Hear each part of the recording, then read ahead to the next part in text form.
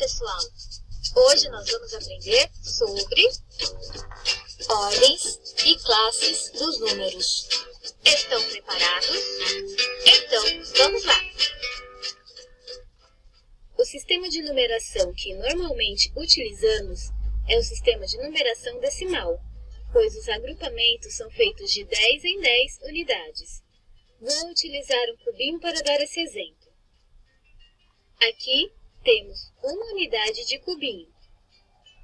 Aqui temos um grupinho de 10 unidades, ou seja, uma dezena. Agora temos 10 grupinhos, e cada grupinho tem 10 cubinhos.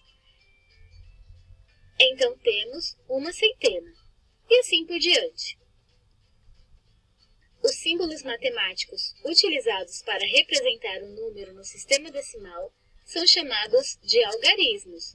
O 0, o 1, o 2, o 3, o 4, o 5, o 6, o 7, o 8 e o 9. Esses algarismos são chamados de indo-arábico, porque tiveram origem nos trabalhos iniciados pelos hindus e pelos árabes. Com os algarismos, formamos os numerais. Os números são divididos em ordens e em classes. Temos a primeira classe, que é chamada de unidade simples. Essa vocês já conhecem. A segunda classe é a classe dos milhares. A terceira classe, a classe dos milhões. Essas são as três primeiras classes, mas existem muitas outras, como os bilhões, os trilhões, os quatrilhões e assim por diante. Cada classe está dividida em 3 ordens. As unidades simples têm a centena, a dezena e a unidade. Os milhares, unidade de milhar, dezena de milhar e centena de milhar. Os milhões têm as unidades de milhão, as dezenas de milhão e as centenas de milhão. Agora, vamos encaixar as ordens dos números. A ordem é a posição na qual o algarismo ocupa em um número, sendo analisado da direita para a esquerda. A unidade ocupa a primeira ordem. A dezena ocupa a segunda ordem. A centena, a terceira ordem. A unidade de milhar, a quarta ordem. A dezena de milhar, a quinta ordem. A centena de milhar, a sexta ordem. A unidade de milhão, a sétima ordem. A dezena de milhão, a oitava ordem. E a centena de milhão, a nona ordem. Então, cada algarismo em um número ocupa uma ordem. Agora que já preenchemos toda a nossa tabela, observe o número 3.435.234 unidades. Quantas classes tem esse número? Esse número tem 3 classes. 1, 2, 3. A classe das unidades, a classe dos milhares e a classe dos milhões. Quantas ordens tem esse número? Esse número tem 7 ordens. 1, 2, 3, 4, 5, 6, 7. Que algarismo ocupa a ordem das dezenas de milhar?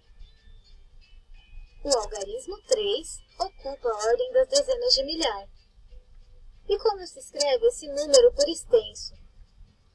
3.435.234 unidades. Vamos decompor esse número? Para quem não se lembra, decompor é representar o mesmo número de forma diferente. Geralmente está relacionado às suas ordens. Por exemplo, esse número tem 3 unidades de milhão, tem 4 centenas de milhar, 3 dezenas de milhar, 5 unidades de milhar, 2 centenas, 3 dezenas e 4 unidades. Agora, sem a tabela, quantas classes tem esse número? Bom, para facilitar, primeiro vamos separar as classes. Já aprendemos que a cada 3 ordens temos uma classe. Então, vamos contar da direita para a esquerda e colocar um ponto para dividi-las. 1, 2, 3, ponto. Essa é a classe das unidades. 1, 2, 3 e o ponto. Essa é a classe dos milhares. Aqui sobrou duas ordens, dois algarismos, mas essas ordens já fazem parte de outra classe, a classe dos milhões. Então, a última classe nem sempre é composta por 3 ordens. Cuidado para não se confundir e dividir as classes da esquerda para a direita, pois assim o valor e a leitura do número ficará incorreta.